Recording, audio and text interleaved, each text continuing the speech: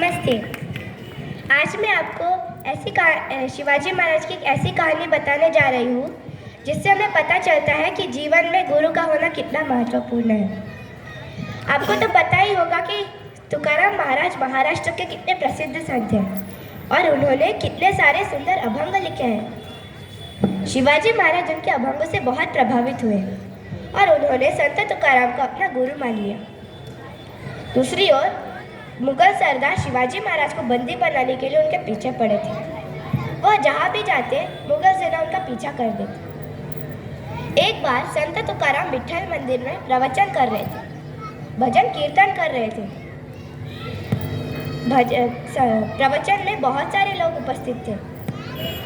कुछ देर बाद शिवाजी महाराज आए और उनके चरणों में बैठ गए और वो भी ध्यान से उनकी कथा श्रवण करने लगे। दूसरी ओर मुगल सेना को पता चल गया कि शिवाजी महाराज मंदिर में बैठे हैं। मुगल सेना शिवाजी महाराज को बंदी बनाने के लिए आ गई।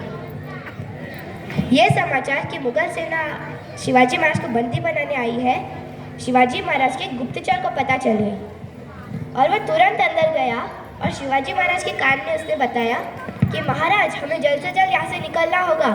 पूरी मुगल सेना आपको पकड़ने के लिए मंदिर को घेर चुकी है। शिवाजी महाराज संत तुकाराम की आज्ञा लेकर जा रहे होते हैं।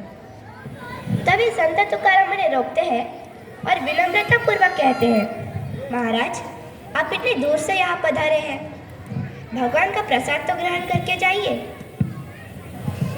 शिवाजी महाराज उनके आज्ञा का पालन करते हुए प्रसाद ग्रहण करने बैठ जाते हैं। दूसरी ओर मुगल सेना मंदिर के बाहर खड़ी होती है और प्रतीक्षा कर रही होती है कि कब आएंगे शिवाजी महाराज, कब हम उन्हें पकड़ पाएंगे। तब थोड़ी देर बाद कुछ मुगल सैनिकों को दिखता है कि मंदिर के पीछे से शिवाजी महाराज उनके घोड़े पे बैठ के मंदिर से दूर भाग रहे हैं। मुगल सेना उनका पीछा करने लगती है। पर क्या आपको पता है कि उस घोड़े पे कौन सवार थे? क्या वो सच में शिवाजी महाराज थे?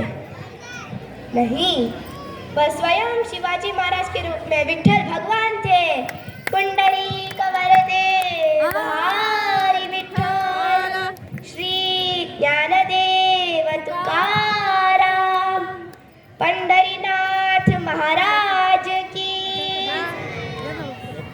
तो इस प्रसंग के बाद शिवाजी महाराज सुरक्षा पूर्वक अपने शिविर में लौट गए। तो इस प्रकार हमारे जीवन में महापुरुषों का और गुरु का होना बहुत महत्वपूर्ण है। धन्यवाद।